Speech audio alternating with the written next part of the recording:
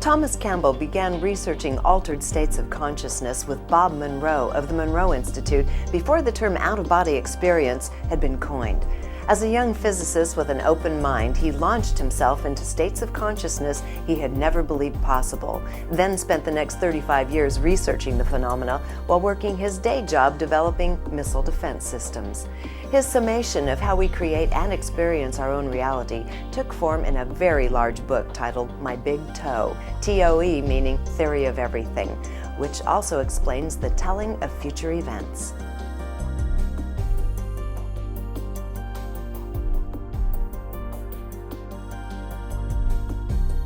Tom, you had an unusual start to this, what is now becoming your passion, and the very thing that I'm here listening to you lecture on. And that was in your earlier days, early 20s, right? You were a physics student. You were also a double major, physics and math, so you were a brainiac. But on the other hand, you were really driven by a deeper curiosity. Oh, yes. Can you talk a little bit about what happened in those years going into your association with Monroe? Sure. I had just gotten out of graduate school, so that did put me probably, 26, 27, something like that, late 20s. And when I walked into my office, my boss at that time came in and he tossed a book at me and said, "Tom, read this." And I caught the book in my lap and I looked at it, and it was Bob Monroe's Journey Out of the Bodies. And I'm thinking, what is this? I've only been there a few months. Is this a test? And how am I supposed to act? So I did what he said, because when your boss says read the book, you read the book. That's an interesting thing to have happen, actually, in that environment. I was working for Army Technical Intelligence. There you go. Yes, and at that time it was Foreign Science and Technology Center, since it's changed its acronyms a few times. But in any case, I read the book, and in a couple of weeks, I did my report, which I knew was coming, and I told him the truth. I said, how do you know whether this is real or whether this guy's just making it up? I mean, how can you tell? If he's not making it up and it's real, then that's like a wow.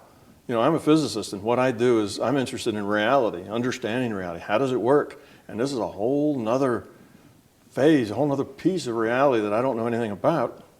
So that's really exciting. On the other hand, if this guy's just trying to sell books by making up interesting stories, it doesn't mean anything. And how do you know? How do you resolve that?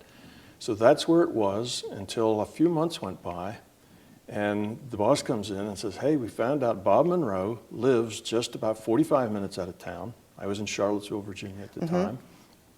And we've made arrangements to go see him. Would you like to come with us? And you couldn't have kept me away from that for anything, because I wanted to answer that question. Is this guy nuts or what? And when we got there, we drove into what was then Whistlefield Farm. It was about a 500-acre estate that Bob Monroe owned. Beautiful estate, house up on the hill, the manor house, Virginia country gentleman so beautiful. Style, very beautiful place. 2 lakes, whiteboard fence, horses running alongside the fence with the car, that sort of thing. And my first thought was, this guy's not in it for the money. For whatever he makes in books, it's a pittance compared to, what he already has under control because of this estate that he's living on. So I knew that wasn't it. And then Bob comes out, and Bob is just as likable and straightforward and honest a guy. He wasn't selling anything. He wasn't trying to convince anybody of anything. He was just, he actually acted more like the engineers I was used to talking to. He was very straightforward, very scientific. He wanted things to make sense. So that was my introduction to Bob Monroe. I just happened to be at the right place at the right time. So toward the end of that day, Bob took us up to the lab that he had just built. It was an empty building, didn't have anything in it. And he said, and a bunch of us were all scientists and engineers. This Foreign Technology Center, we studied foreign technology to learn what we could learn from it. So I was working physics modeling at the time. So he said, well, you guys are all scientists and engineers. Would any of you like to help me, staff my lab and build equipment? And my hand shot right up in the air, because I'd been a student, all my life. And that's what you do when you answer a question, you stick your hand in the air. So I felt kind of silly sticking my hand up in the air, but that was what I did. And this other guy, Dennis Menerick, he was also he was an engineer. He was a double E, and I was a physicist. we both said, yeah, we'd love to do it. Everybody else sat there and looked at their feet, So Bob said, okay, call me up, and we'll do something. And then Bob went out of town. And eventually we did meet with Bob, and we did instrument his lab. We did do the equipment. We built equipment, custom built a lot of the equipment at that time. And we scrounged up other equipment that from the institutions of learning where we had, where we knew they had extra equipment. And Bob started to fulfill his part of the bargain, was to teach us how to do out of body and how to experience the things that he experienced. We wanted to experience them, otherwise we'd never know whether they were real or not. We had to have it as our experience, and we both knew that. And in my mind, I thought, well, the best thing that can happen was I'll learn some really neat things and have a lot of fun. The worst thing that can happen is this guy's bogus as a $3 bill, and I'll just leave. So that was my thought. Well, Bob was genuine. He was real. His experiences were real. He was straightforward. And he did teach us in some months, some years. He did teach Dennis and I both to go out of body whenever we wanted to, kind of on demand. And we actually, Dennis and I, primarily Dennis, I guess in this case, we came up with the HemiSync, which is now That's what I was just going to ask. Which is now the kind of the defining technology of TMI. That Dennis saw that at work in the library in a Scientific American by Oster, I think. This would have been, it was an old article. He read it in the Scientific American, and they were talking about entraining brainwaves in this article and about the research that had been done and the history of it and so on. And Dennis thought, let's try this, because we had been trying everything in the lab. Bob had these 4 hertz, 4 cycles per second oscillations just as he exited body. That was one of the artifacts of his going out of body. Which is essentially like low theta, right? Right. It's that's where low, you're not theta. In sleep, you're in a on the border conscious of state sleep, on the border. Yeah. And he had these oscillations. So we, just as you said, we associated those with brain waves. Right. And we used the EEG, we measured them, and we did get brain waves, and we could actually see the oscillation on the EEG. Little patterns would oscillate. So we decided that, well, this would be a good thing to try. We were in the mode of just cut and try. It was all experimental to us. There was no theory. Sounds so much fun. There was no theory, and we had done everything. I had sat on a stool with 2 huge capacitors on either side of my head trying to oscillate the pineal gland. We did everything we could think of that would enable us to create an altered state that would then be one that you could jump to the out of body from that altered state. And we wanted to be able to reproduce it. We were looking for science. And so anyway, Dennis got this idea, and he made a binaural beat tape. He borrowed the equipment. He made the tape. And Bob was out of town that week. I think he was out at Esalen giving a program.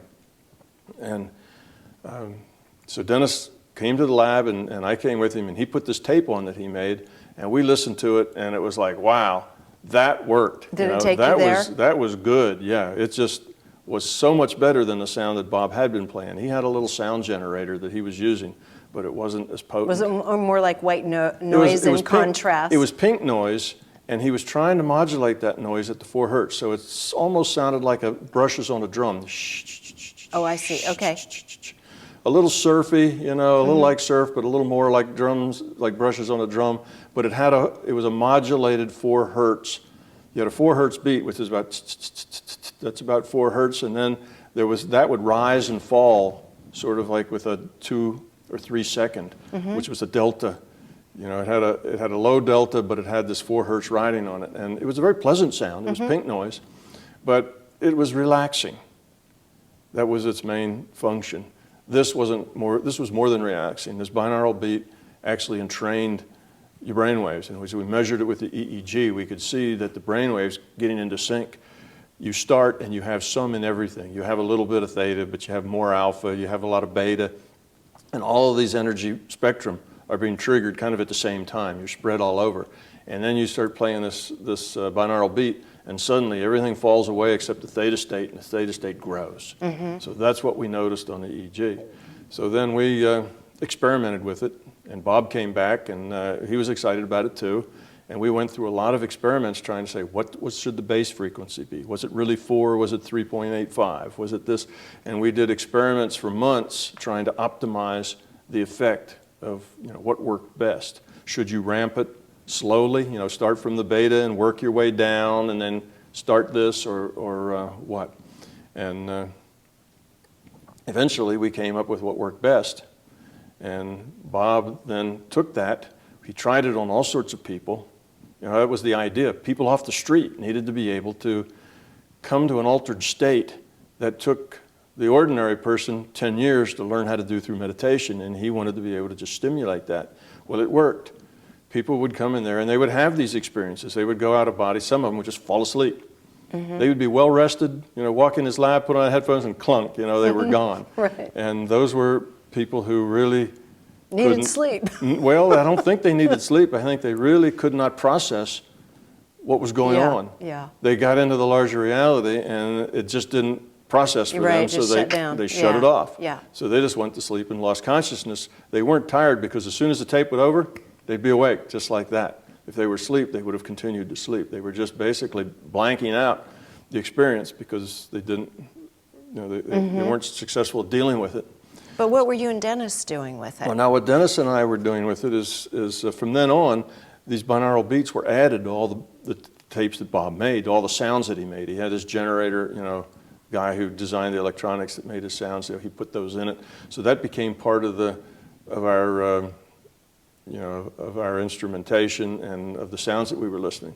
So Dennis and I would come out and we make our own tapes. The things that we liked weren't necessarily the same things that were best for everybody. That was more at a common level.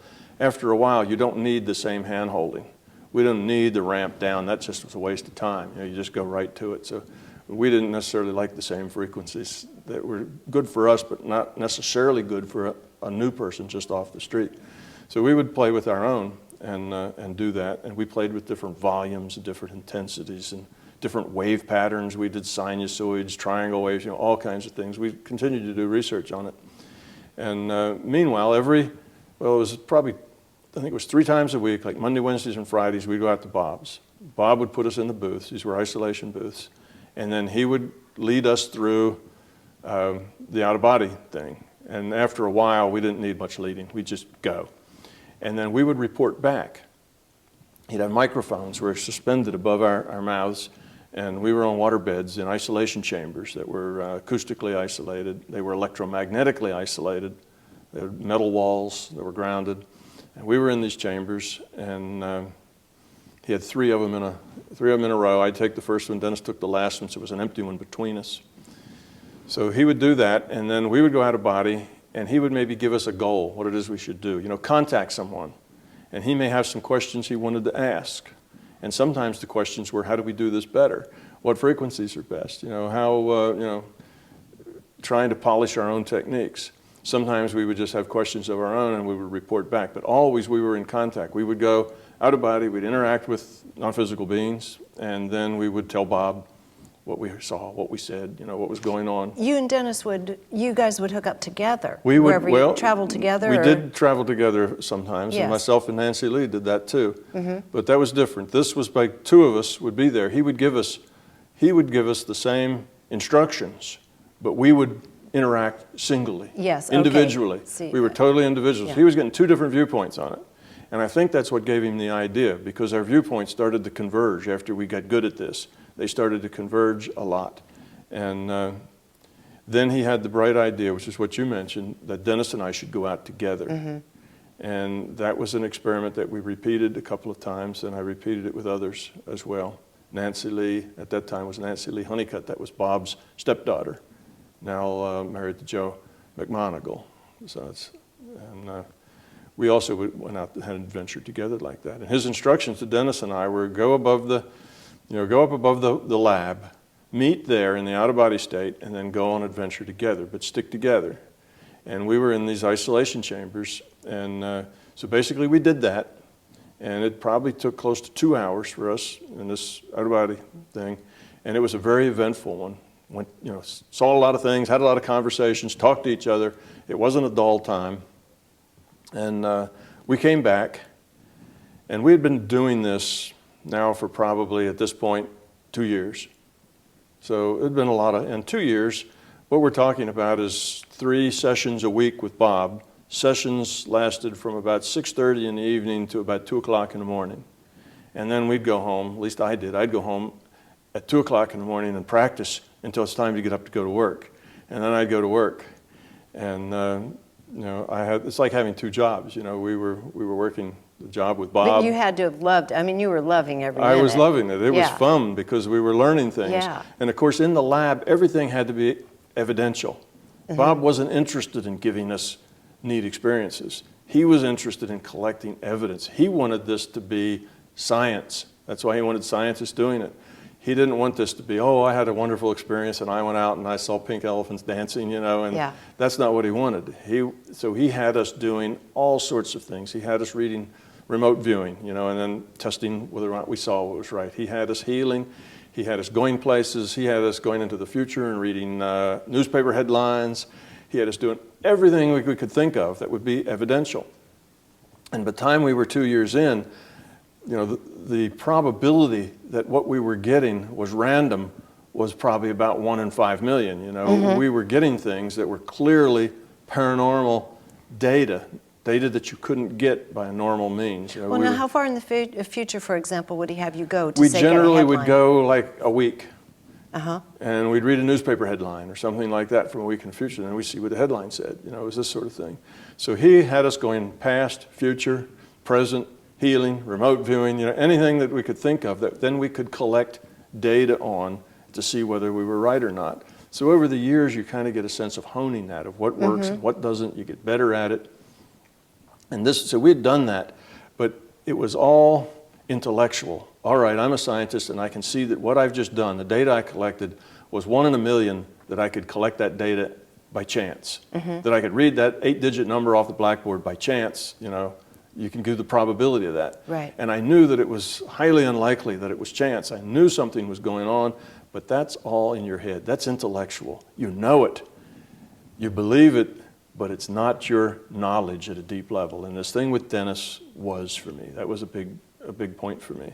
So he had Dennis and I go out. We had this adventure. We come back. You know, we've been there for 2 hours and it's been dark, you know, and he's trained us to go and come back and report and talk.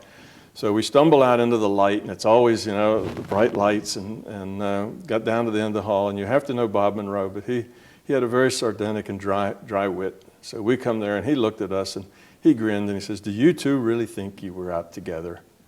And we looked at each other, and I said, "Well, yeah, it seemed that way." And he said, "Yeah, it seemed that way." And he said, "Well, listen to this." And he reached out, and he flipped the 2 tapes, which was Dennis's audio and my audio. Now, of course, we couldn't hear each other. He talked to us individually. So he'd ask Dennis, "What are you seeing?" And then he'd ask me on a separate line, you know, "What are you seeing?" And he had these things. So those tapes started to roll, and there was Dennis and I, out of body, having conversations, you know, answering each other's questions, seeing the same things, having basically the same experience. Now, it was through Dennis's interpretation and my interpretation. You could see just as if 2 people went on a vacation and they were both talking about it. It's different, but it's the same. You know, they obviously can tell they went on the same vacation, you know. That's the way this was. And that hit me like a ton of bricks. That hit me not at the intellectual level, but, you know, deeper. And the reason it hit me that way is because, to me, that meant that what I was getting was objective. You see, if it's just mine, I could imagine that there was something weird going on that I was able to pick up this data paranormally. But it was all subjective. It was just something that happened through, you know, my out of body, you know, through it was just me, and you couldn't really tell what was going on. How was that happening? Were you picking it up because you were there looking at it? Were you getting that from somebody else's mind? You know, what was the mechanism? Was it really objective? This had to be objective. How else could Dennis and I be talking about the same thing unless we saw the same thing? So it was kind of a validation you really needed at that time. Validation I needed. And at that point, like I've told others, I probably walked around for 2 weeks in a bit of a daze, you know, and my God, this is real, you know, this is real. And that was a big turning point. Now, after that, I didn't need to ask the question whether it was real anymore. I knew that it was real. It was objective. I was having those experiences.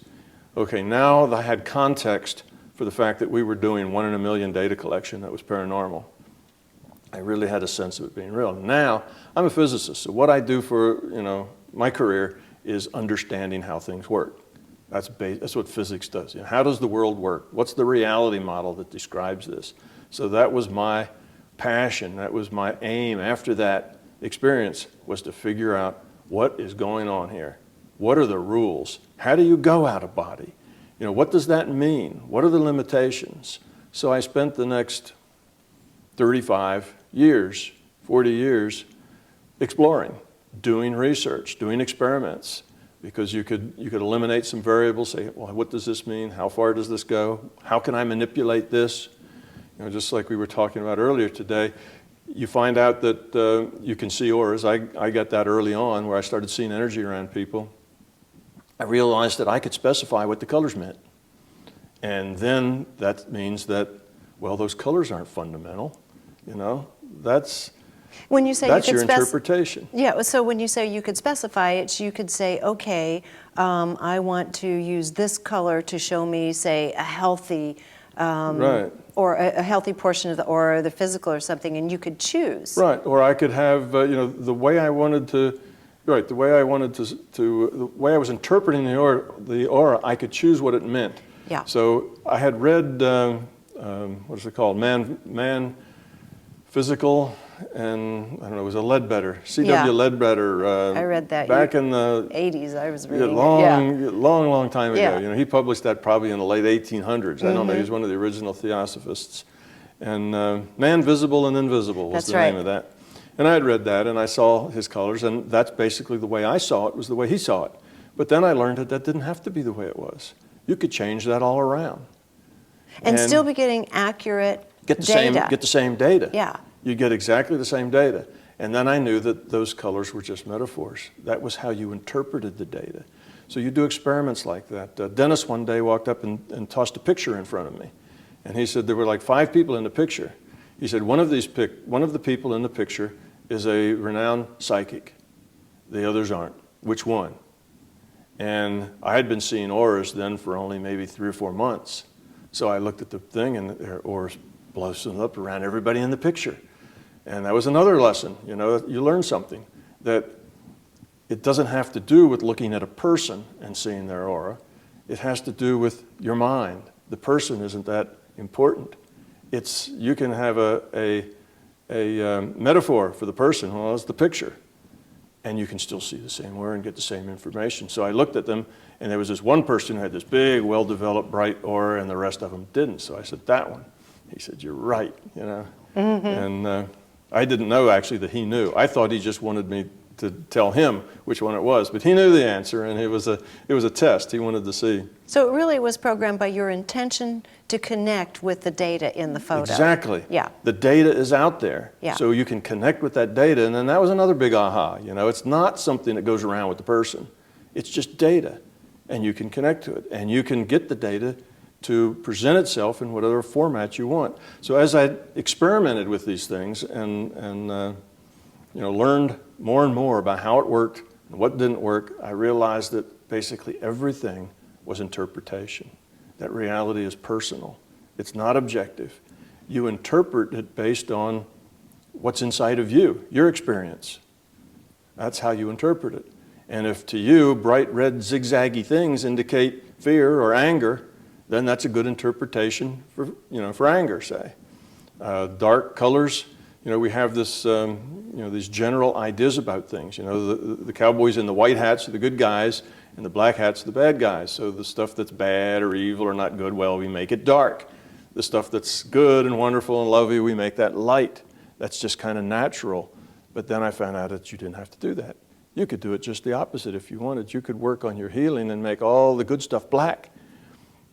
And then I realized that was very helpful, because if you were looking for just a few cancer cells loose, say after an operation, and see whether they got it all, you could go in and you could say, I want all the healthy stuff to be black, and I want those cancer cells to be bright white, just glowing. You can see a white spot in a black background much, much easier than you can find a tiny black speck in a white background. Right. You see, it makes a big You difference. turn it into a negative, so to speak, for your own convenience, yeah, for so your that own you convenience. can view better. So then I kind of learned out. I said, hey, these are just tools. Yeah. This white light and putting light on a subject, that's just metaphors and it's just tools. So it was my own research, it was my own experimentation that allowed me to basically understand something about how the reality worked. And the more you understand, the easier it is to understand more. So it just works that way. The more you know and the more it works. Now, you can't just take one data point and come to a conclusion. You have to do this a lot of different ways. It has to be consistent. If it's not science. You're just making things up because it's a good explanation for what you saw. That's not it. Science, you have to do this 10 different ways. You have to slice it and dice it from all different angles, and you have to have consistency. If you can make it black instead of white, can you also make it red and blue? Does it matter? Can you make it change? Can you make things that are diseased change colors? Be rainbow colors. Can you make them pulse on and off? And you can do anything. It's all your intent, how you want to see it. You're interpreting the data.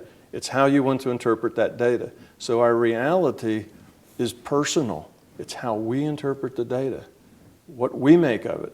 So two people may get the same data but have different interpretations. Well, that's because they live in separate realities. We all live in our own reality. Yeah, and this is something, you had to really dive headlong into the field of quantum mechanics to really start making sense of a lot of this, because none of what you were discovering really fits any classical scientific model. No, it doesn't. And it took me a while before I understood what was going on. And the thing that was nice, once I got some aha moments and things were going on, and I got some help too, because ideas would pop in my mind out of nowhere. So it wasn't just all me, Yeah. I was getting some help Sure. from my non-physical friends. Yes. And when I finally got the moment that I understood, just everything kind of fit together. It all comes together and you say, aha, I see how it all works. And that's when I realized that I understood quantum mechanics. I was a physicist, but I never really understood why that particle was a probability distribution and how that really worked. And the advice that my professors gave me is, don't worry about it, just do the calculations. We know it works.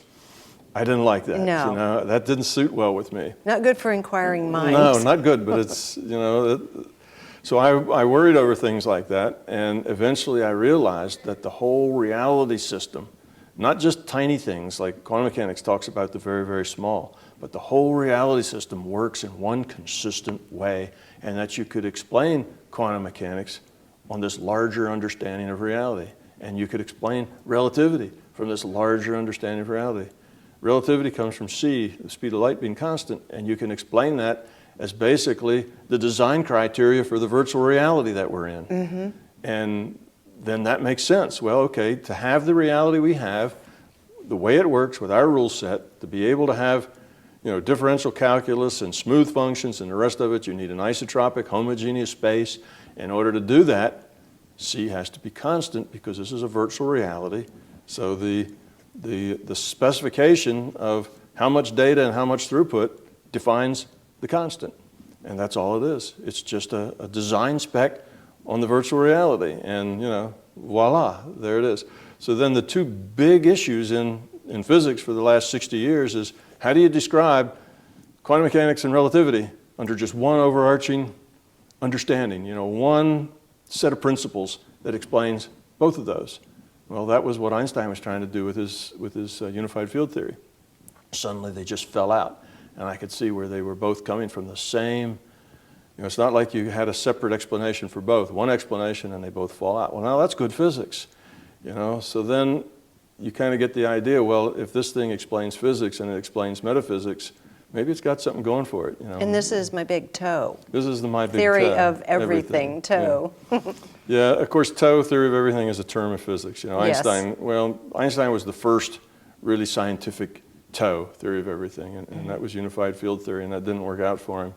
But it's big because it takes in metaphysics and philosophy and theology as well as physics, and it's mine not because I'm proud of it, but because if you don't have the experience, you don't own the experience. And this is really big for you because you're telling, I mean, yes, you can lecture and explain theory and so forth, but you also have a practice element, say, to conferences like this.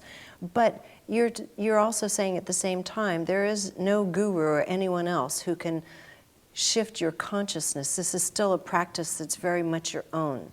You have to take the time and work with it. It can't be given to you. It can't be a theoretical and be yours. It has to be your experience, and that's why it's my big toe. The my just means that if it's not your experience, it's not your knowledge. Yeah. You can have an intellectual appreciation for it. I can explain it all to you, and you can get it all intellectually, but that's just a shadow of what's real. It's not yours until it's your experience. When it's in your intellect, you have two choices. You can believe it or you cannot believe it. Neither one is of any value, and it won't take you any place important. It's about growing up. It's about evolving. It's about changing yourself. And intellectual understanding doesn't do that for you. You have to get it at a being level. It's at a deeper level. So just getting an intellectual appreciation is nice, and it may help you understand things, and it may be a catalyst to your growth because it may open your mind and you say, oh, hey, I see. Maybe it gives you permission to explore. It may give you, yes, permission. Yeah. So it's not that you can't help somebody, but you can't do it for them. You can't carry them across the finish line. They have to do it themselves. You can help them get prepared. You can produce an environment that encourages their growth, but they have to grow. And that's true everywhere. It's not just true in exploring the larger reality. That's true if you and I are old friends and I'm trying to help you with a problem. I can't solve your problem for you. All I can do is provide for you an environment in which you can more easily solve the problem for yourself.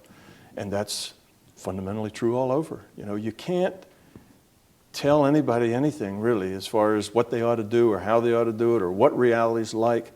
They have to come to that on their own. You can only give them an environment that makes it easier for them, but they have to do it. And as you say, reality is highly subjective, so that even more so, you can't tell someone what it's like. No, you can tell what it's like for you. Right. And that's a great mistake. You see, if you tell people what it's like for you, then they think that's it, because we all have this belief that it's objective.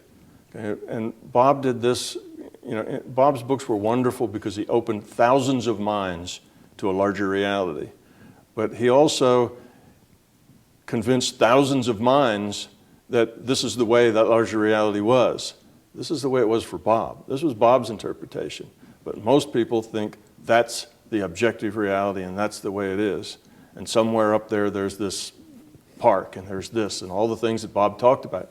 Well, these were his own interpretations. And now you have people trying to reproduce Bob's experiences because those are the real experiences.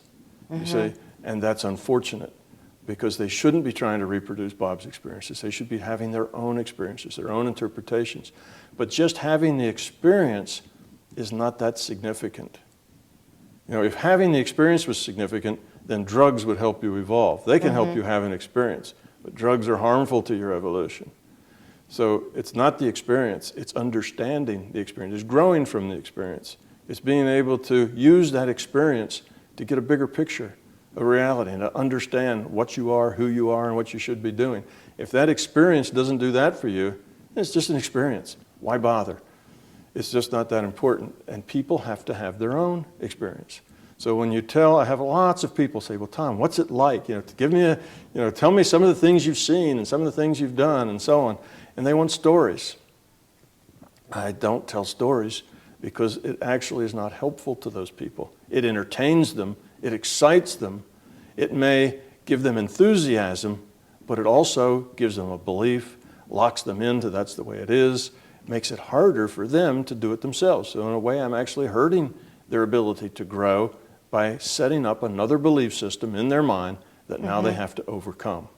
And that's just not Or try to useful. Aspire to, either way. Right, either way. It's not theirs. It's not theirs, and they don't need to either feel, well, gee, I could never do that. That's harmful to them. And they don't have to feel, that's what I need to do. That's harmful to them. So I don't tell stories because it's just not helpful to people. And if you're not at a point where you are likely to have these experiences, then the story isn't going to help you. To have somebody else tell you about it is not helpful to you. It's counterproductive. Now, if you already are having these experiences, sure, you can trade and you can talk because they're common experiences. They're just different interpretations, and that's fine. But it's not a thing that in a public broadcast where you're going to go to thousands of people listening, you don't want to tell stories. You tell stories to people you know who also understand, and they realize it's interpretation, and you're not going to actually inhibit their own growth because of it. And today you talked about a lot of theory, okay? And it was interesting because a lot of it was through the computer model of reality, right? A virtual reality. And we would spend probably the next 8 hours completing this interview if we were to go into all of those tenets. So what I thought we would do, because people can certainly get in touch with you, they can come to one of your conferences, they can purchase your books, any number of things to start getting into the fundamental principles behind your big toe, or my big toe, as it is. But I thought what we do is just kind of toss out some things that happen by way of ordinary or even mild phenomenal type of experience, and you might explain to us what kind of principles are at work when these things happen. Okay. Is that okay? Sure, let's do that. Okay, so for example, when we talk, say someone decides they want to know something about their future, right? Maybe they haven't learned about creating, what it means to literally create your own reality. So you want to find out what your reality is going to be. So you go to a psychic that has a good reputation for kind of hooking in, and that person reflects information back to you, and some of it's ooh, ah, and maybe a person they talk about or described even does end up entering your life in a few months' time. But let's talk about what's really happening when you're sitting with that intermediary.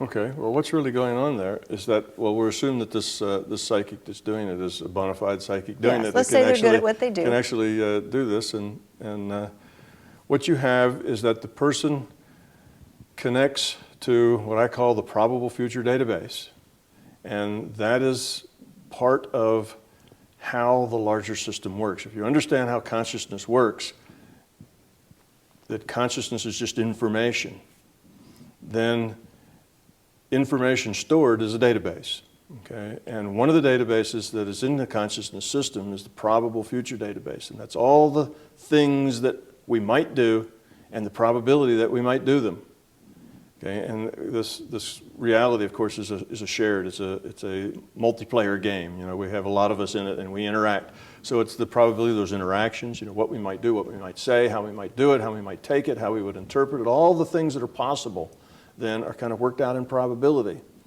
for everyone. And you think, well, gee, that would be really hard. I'm hard to guess. I'm a kind of a mysterious person, but it's not that hard to guess. You have every thought, feeling, thing you have ever done since you've been here. You're not that hard to guess. That creates mathematical probabilities of certain creates probabilities events. of future events, because there's a long history on you. And it's not just history like that the police have, right? It's not just that you were arrested for this or found doing that, but this is every thought, every feeling, every intent that you've had, every dream, it's all the data. So it's not that hard to project, given the choices that are available, what that person's likely to do. And you're not projecting it what they're going to do a year from now. You're only projecting what they're going to do in the next tiny increment of time. Tiny, tiny increment of time, which is even easier. And then you say, well, if that was the case, then what would they, if this was true, if that last projection or that tiny increment was true, we'll assume that's right. Now let's project what the next increment would be. And the next one, you work your way out. Well, every time you do that, you're making an assumption that the last one was correct, which may not be a good assumption. So your reliability goes down and down and down the further out you can go, but you can run this out as far as you like. And this is the probable future database. Somebody has a precognitive dream, that's where they get the data. Somebody wants to tell a fortune, that's how they tell the fortune. They get into that database. The database can be queried with intent. And now these people doing it don't know it's a database and they're querying it with intent. They have their certain tools that they use to do it, things they do with their mind. But the only active ingredient is consciousness. Everything else is ritual, and tools. They may have you sit on a throne or, incense and smoke or sprinkle holy water on you, or who knows what they might do. You know, they may play certain music, they may do all kinds of things, but that's just their tool set for focusing their mind to get into this database to find out what's probable for you. And they also don't know it, but you can get that data in any format you want. Most people get it in pictures because, as we all know, a picture's worth 1,000 words. And you can get a lot of data in a picture. Quick and symbolic. Very quickly, and symbols. So they get symbols and metaphors that they have to interpret in terms of that person. And if you practice it, you get good at it. So that's what's going on. They're reading these databases. Now, the Hindus call these databases the Akashic records. They're just databases in a digital information system called consciousness. So that's what that person's doing. They're tuning into that future database. And if you practice it, like I say, you get good at it. Astrology works pretty much the same way. Okay, that might be of interest to your listeners. Astrology isn't about where all the heavens are in this way and that way. Astrology is about the consciousness of the astrologer.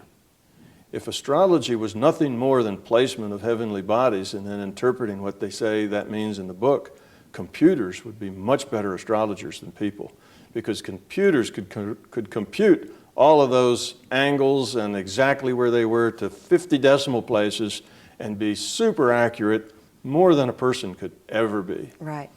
Computers are lousy at casting, fortunes, of doing horoscopes. They don't do a good job. They do real general kind of things, but they're not very good at it, because that's not the point. That's not what's going on.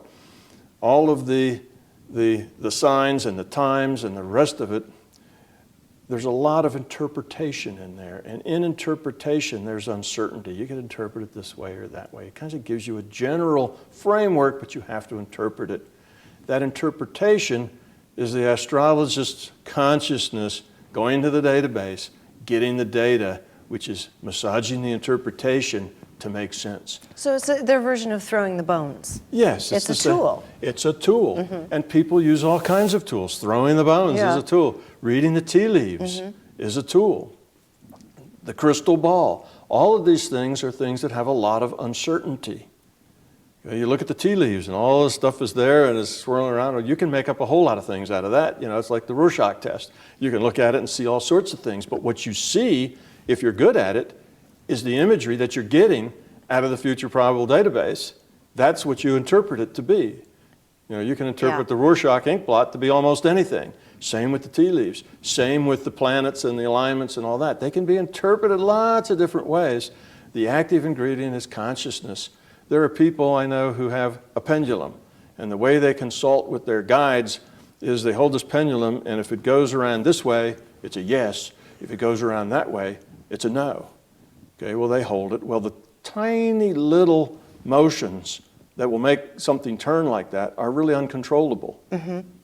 Okay, well, what happens is those tiny little motions just happen to get controlled to produce the answer that they're asking about. So if yes is the right answer, then that little tiny motion turns into a yes. If it's a no, it's a no. So it's uncertainty in that servo system that allows the system to manipulate the answer to let that pendulum be an oracle, you see. Now, we can make up all kinds of things. The people who have you hold your hand up and they say, kinesiology. Do you like my baby sister? And you say no, and your hand goes down and say, you do too. You were just lying there because, they do that sort of thing. It's the same thing.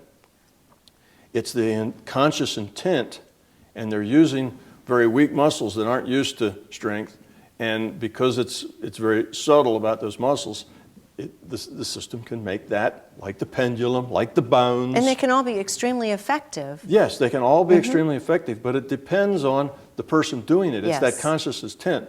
So then, of course, the scientists come in and they say, oh, bogus. Look, okay, I'm going to do it. And you, Joe, my assistant, you stand up there. It doesn't work. Well, of course it doesn't work. Neither of them know how to access, the probable future database. Right. None of them can get into the past databases. They're incompetent to do that. It's not going to work because that's the active ingredient.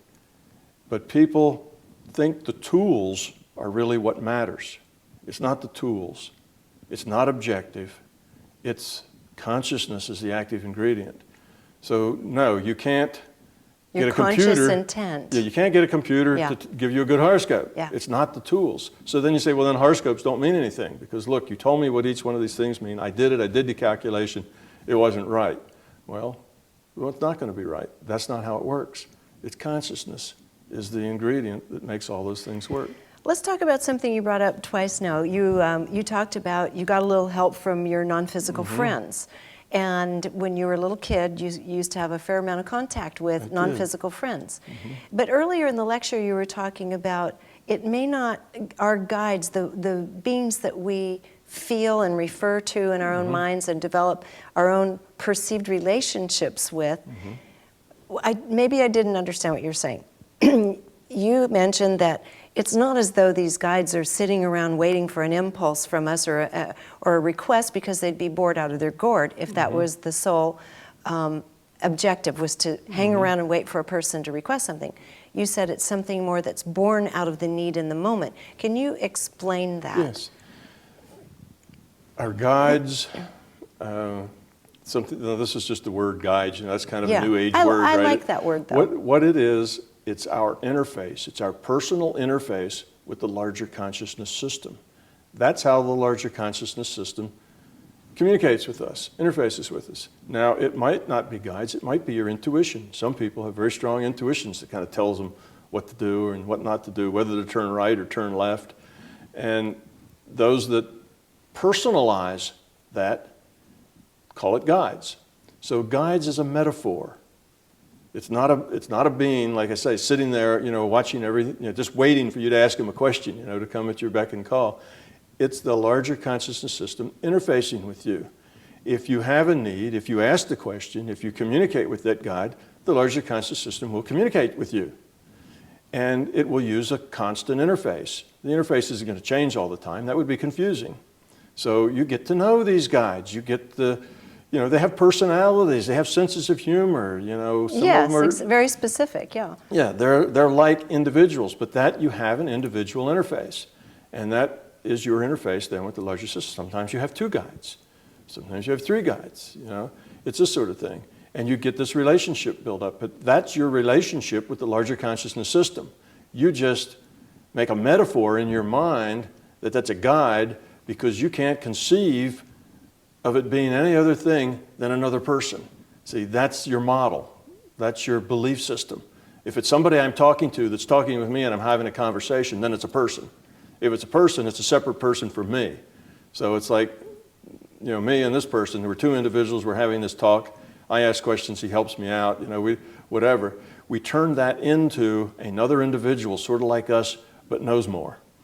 That's just our way of interpreting that interface with the larger conscious system. But that's fine. That's fine. You can give them a name, you can give them a turban, anything you want. You can give them anything you want. And it doesn't matter. It matters not at all. It's for our convenience. It makes us feel better. We do this all the time. When people go visit Uncle Fred, who died 10 years ago, for some reason Uncle Fred's wearing the same suit that he wore, when he was here, the way they remember him. He's dressed in the same period clothes. He's wearing the same kind of stuff. He's still playing the ukulele just like he used to. So we have this image of Uncle Fred. Do you think Uncle Fred is just, sitting there playing his ukulele, waiting for us to call him back so he can interact with? Of course not. Uncle Fred's way gone. This is an interface with a larger system. This is Uncle Fred in the historical database. This is the model of Uncle Fred without free will that I was talking about. Okay, so yes, you can do that, but why is he dressed like that? Well, that's because that's comfortable for us. That's the way we remember him. That's to us the essence of Uncle Fred. Right. So of course, that's our interpretation of Uncle Fred. Now, what happens when it's somebody we don't know? Well, we don't know how to dress them because we don't know them. What do? We put a robe on them.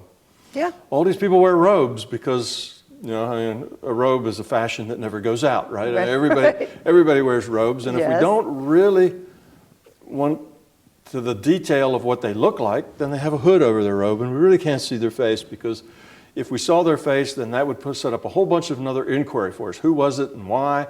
And so we don't need that. So if we don't need that, we don't get that. So we get a robe figure. We really can't see the face. It doesn't matter. We communicate just the same. So all of that is what we bring to the table. It doesn't mean that that isn't real. that isn't a real communication. It just means that for it to communicate to us, it needs to take that form so we recognize it. If it didn't have Uncle Fred's clothes on playing a ukulele, we wouldn't know that it was Uncle Fred. Right. But we recognize it immediately. Okay, so the larger conscious system is communicating with us. If it's communicating with us about Uncle Fred, then it looks like Uncle Fred. If it's communicating about something else, it may look like, some other figure. If you happen to be very religious, it might look like Mary. If you happen to be, some other religion, it may look like one of your ancestors come to talk with you. It's just it's the model of reality you build up in your own mind and your own beliefs, and you have to communicate to somebody through that filter.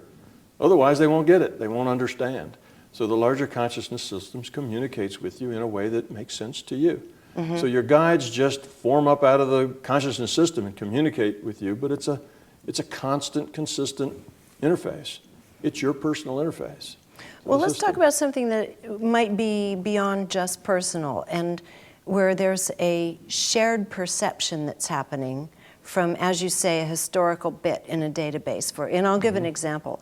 One time I was in a group, we were doing some intuitive work, and people, one at a time, would go on a journey after an event, so that they were pretty loose in their consciousness, and they'd go on a journey.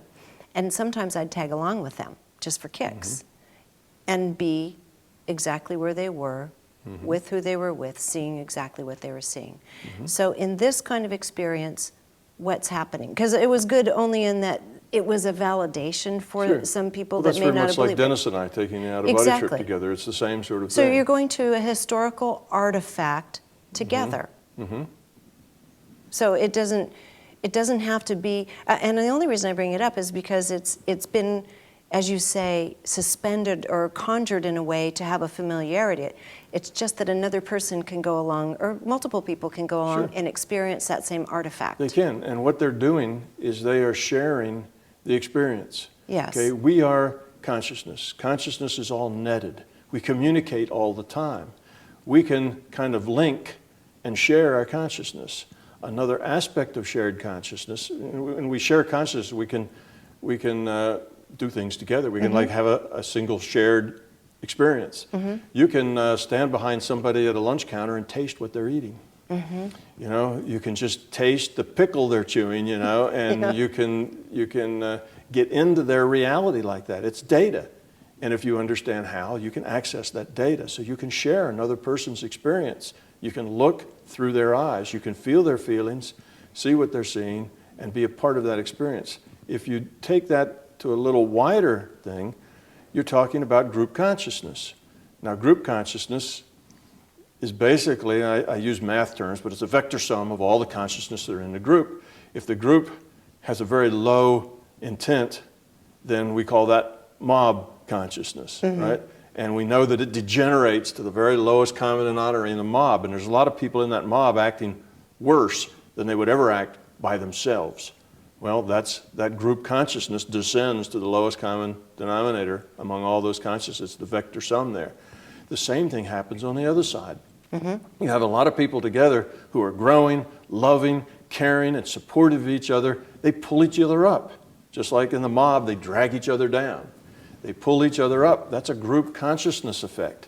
And then, that's the 100th monkey, right? The 100th monkey effect is that they're all part of a group. They're sharing. The consciousness is sharing. The experience is sharing. So people learn because somebody else learned in their group, and they're sharing it. So it's a big up kind of experience for them. And then you have even a bigger thing that's let's say human-wide or cultural-wide, and now you're looking at Jung's archetypes, where we all have certain kinds of symbols all across humanity and all kinds of cultures.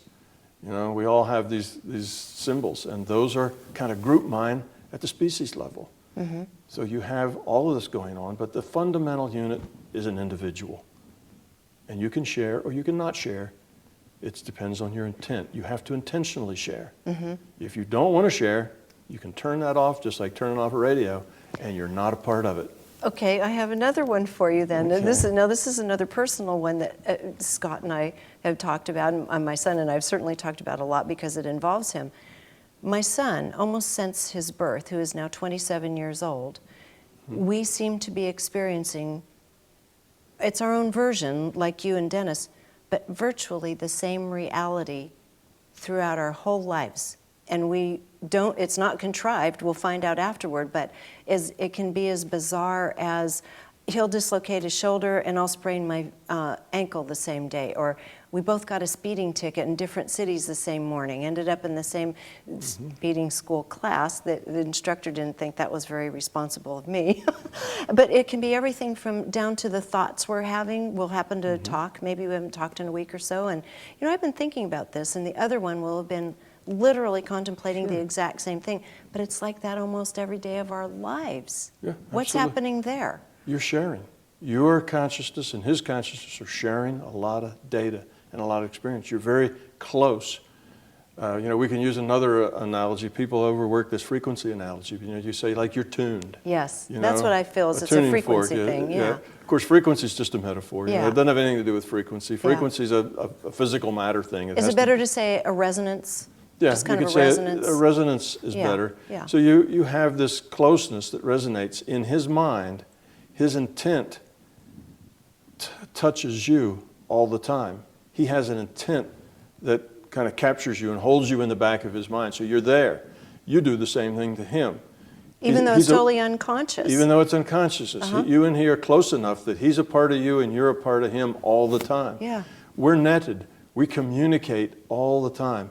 The two of you just communicate a lot more than you do, say, with other people. You constantly have this going back and forth. Your realities then tend to run parallel. To a large extent, as I discussed today, you create your own reality. Well, you two are on the same wavelength. You're going to create, you're going to interpret things similarly. You're going to kind of create a similar reality. That would be true. You're connected. And that's often between mothers and sons, mothers and daughters. You know, it's between best friends that grew up together and have always been best friends their whole life. You know, they know when each other is in trouble. One picks up the phone and says, I just thought I'd call, and the other one's just having a crisis. You know, they're connected. And we share with all consciousness. So if there's somebody on the other side of this planet somewhere, we can share with that person, or we can shut them out. We tend to share more with the people we love and care about and are close to. We tend to shut out those that we don't know because it's too much. We can't deal with all that information. Sometimes the people who are diagnosed as schizophrenic or mentally ill just can't shut it out. They don't know how to turn it off. And they do hear voices and they hear stuff all the time, and it's very confusing to them.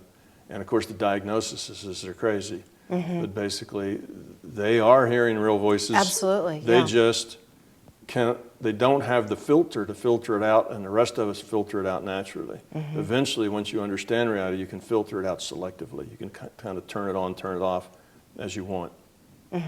It's individual, but that's going on with your intent. You have lots of intentions that aren't intellectual. They never get to your intellect.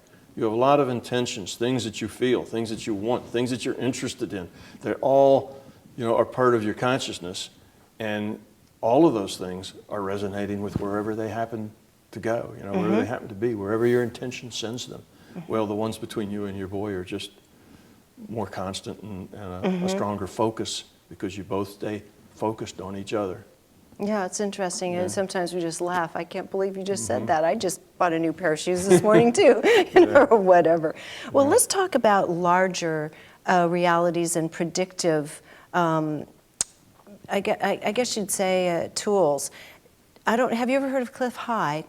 Do you know Cliff High's work by any chance? No. So what Cliff High does is he's done a lot of computer modeling and developed a lot of software in the past, but what he found along the way and now has been doing for the last decade is using mass global linguistics. And his software will analyze, kind of spidering into forums around the world or whatever the source is, and start picking up group keywords in various languages that start telling of what is rising from the group subconscious or unconscious as to future events, and has been quite successful in being able to put out there by way of, you know, predictions every few months what the future reality is likely to be. And now you're getting into kind of collective agreements, collective resonance. We're getting into going beyond time and space. What's actually happening there? Well, there's several things, and like most things in reality, there's always several ways that something could happen. Right? It's very seldom so cut and dry that this is the way it always has to happen, and it couldn't be any other way. Yeah. One thing that could be going on there is that it's not the data at all that he's getting. That his collecting these words and things that he has his computer do, that's his tool. That's his tool for collecting information. In fact, the information he's getting is of his own creation from his own consciousness. And this collection out in it's very uncertain what he collects out there, right? There's a lot of uncertainty about what word will surface and what won't. Whenever you have uncertainty like that, that can be manipulated by the system, as we were talking about. So those words may be coming up for him. Not that these people are producing words that then he is getting. So it's not necessarily that all of those people and all those forums and all those things are generating future information. This is just his system, just like the planets are. Albeit very complex. Yeah, it's very complex. Well, so is astrology, very that's complex. True. The more complex, the better it works, because there's more uncertainty and more room for interpretation. You can't, simple systems like the little pendulum are just yes and no. You don't get a lot there other than a yes or no.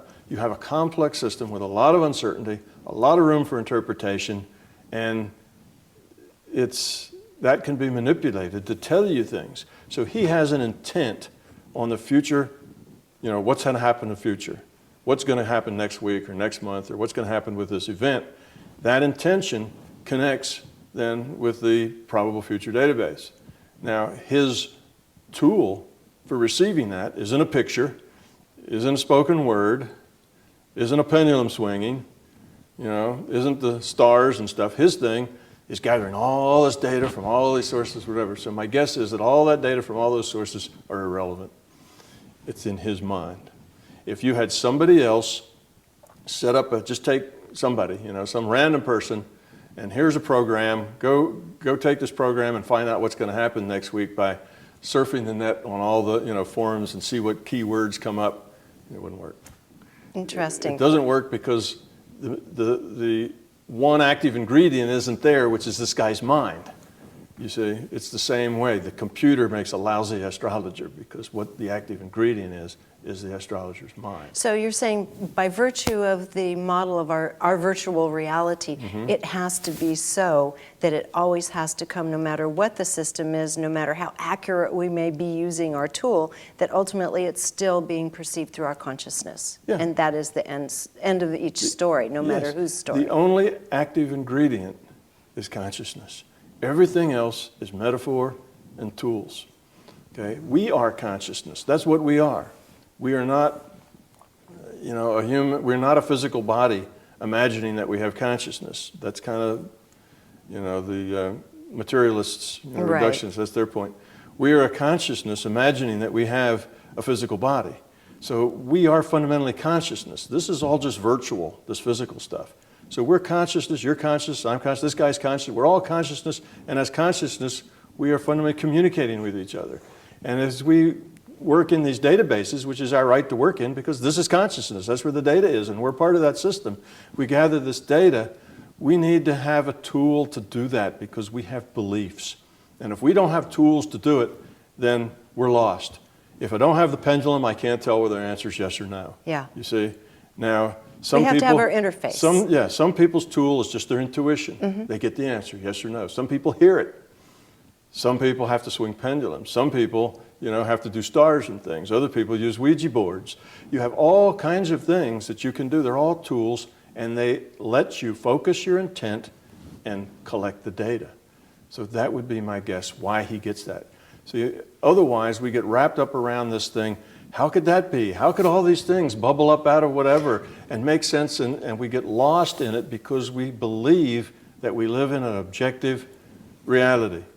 I don't know. We don't. We live in a statistical reality, and we're consciousness, and that's why that stuff works. It's just tools.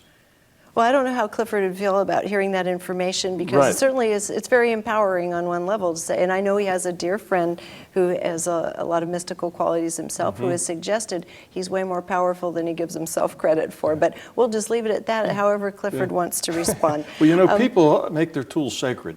Often the Yes. tools become sacred, and you know, well, that's often what religious wars are about. You know, it's the blasphemy of the sacred tools, and that's unfortunate, because then that turns into a belief. The belief turns into a trap, and then you're limited to that thing. If the only way you can interface with the larger system is through this very complex computer program, that's limiting. You can pick simpler, more effective tools that suit you better, and you can get the same data in other ways. So in a way, you know, tools are wonderful. Otherwise, we don't have an interface. Right. We have these beliefs that we need to have something happen in order to get the information. We can't just get it. You know, we need the pendulum, we need the tool, we need the stars, we need all the stuff that justifies it to us how we're doing it, because we have a belief that you can't get anything without something happening. It doesn't have to happen that way. We're consciousness. It's just there. We're a part of it. We're all one. We're all sharing data. You don't have to have the tool, but most of us can't live without them, because that's our interface. That's the metaphor. The tool is the metaphor we make for our connection to the larger reality. So that's it, and people will get upset. You know, if you go to the Reiki people and you say, you know, all those little symbols you do, and you know, the touching the hands, none of those are fundamental. You don't need any of those symbols. You can do all that without them. The ones who really have gone past their belief system will agree with you. Yeah, I know. But the others will get very upset that you've just basically blasphemed against their sacred tool set. And it upsets them a whole lot. You know, religious tools are the same way. People don't like it if you don't act respectful toward their cross or their five-pointed star or whatever else it is. Well, it's the downside of attachment in general. Yes, absolutely. But we can move beyond that. And one thing that you were saying today, and I'll finish on this because literally I could talk to you for many, many hours. There are so many other areas we could go into, but I like this one for an endpoint. You're saying that the field of consciousness is designed to help us succeed. Yes. And that's really, I think, a very potent point of understanding for all of us. If you wouldn't mind just explaining that a little bit more. It is, as you say, designed to help us succeed. And by succeed, I mean grow up, become love. Now, in my book, I am a physicist, so I have technical descriptions, you know, reduce the entropy of your consciousness. But what we're talking about is spiritual growth, is another word to say that. And why does it help us? You know, it's not like the grandfatherly, you know, image that wants to come around and help us pet people. That's not it. Consciousness is an evolving system. The way that system evolves is to lower its entropy, to grow toward becoming love. That's the side of growth. Okay, de-evolving means falling apart, coming unglued, becoming nothing, right? And the things that are divisive, that tear us apart, are things like ego, fear, you know, all these things are high entropy things. Love pulls us together. It's a unifying. It's a building structure, not tearing things apart. So that's what the consciousness system is doing. It's just a system, a natural system, just like the environment is a system on this planet, just like the solar system is just a system that does what it does. The consciousness system is a natural system. It's evolving toward love. We are part of that evolution. We're part of that evolution cycle. That's part of how it evolves is through us. We are consciousness. Part of the way it evolves is to put little pieces of itself, like us, to interact with each other so that we can exercise free will, our intent, make good decisions, and grow our being. That's what we're here for. That's our purpose. So why would it not help us? We are it. It is us. We are part of that evolution that it needs to not dissolve and turn into nothing. So yes, it helps us. It sets up this physical reality, our universe, as a learning lab for us to learn in. That's trying to help us. And now here we are in this learning lab, and sometimes we're a little thick-headed and we just don't get it. It'll nudge us. How does it nudge us? I had an engineer who thought all of this was just so much baloney, until one night he had a dream and he saw that he was in an airplane. And in this airplane, everyone was in black and white except one little girl, and one little girl about 6 years old was in color. He knew about planes. He knew exactly what kind of plane it was, the manufacturer, and that sort of thing. That was part of his engineering. So he knew those kinds of things. Well, the very next day, a plane crashed. Everyone was killed but one little girl. And he looked at the passenger list and the number of people and the plane that it was the same plane with the same kind of people on it. And he said he could see every one of those people. They were in black and white, but he saw, if they had wrinkles, he saw their wrinkles. This was in, detail, just like being there. And it hit him like a ton of bricks. Now, why did that happen to him? That's a nudge from the larger consciousness system. Yes. That opened his mind. Suddenly, he could not explain that away. And he had a bigger reality than he had the day before. That's just a wedge in the door to open it up. A lot of our things, from simple things like deja vu, to synchronicity, to these precognitive dreams like that, telepathy, like yourself, you and your son, all of these experiences that aren't exactly normal are things to open up our doors. It's to let us know, hey, the reality is bigger than you think. Otherwise, how could you do this? How could you know that plane was going to crash and the people would be on it and who would survive? How could you know that? Because he had that dream a day or two before the plane crashed, before those people ever got on the plane, probably before some of them ever bought their tickets. How did you know that? So suddenly his reality was thrown open. Well, when people have that happen, they start searching for answers. They start reading things. They start looking at the literature. They start talking. They start going to the web. So this is an opening thing. So those kinds of things are done to wake us up. It's a wake-up call. It's a nudge to grow up, to look at the bigger reality, to see something beside your job and the TV, and keeping up with the neighbors and those kinds of things that occupy us. So that's why the system goes to that trouble to help us evolve, because we are part of its evolution. It evolves as we evolve. We evolve as it evolves. So of course it would help us. And it has lots of wiggle room in the uncertainty around our rule set and around our history that it can operate in. And it does. And become part, we use that for our own creation. We use that for our own creation. Yes. Exactly. We are consciousness, and consciousness is us, you see. So we're all part of this thing. We can create too. It's not just that this larger consciousness creates and we just sit here, and go through interact with it, but we also can create and modify things and change those probabilities. We can nudge others as well.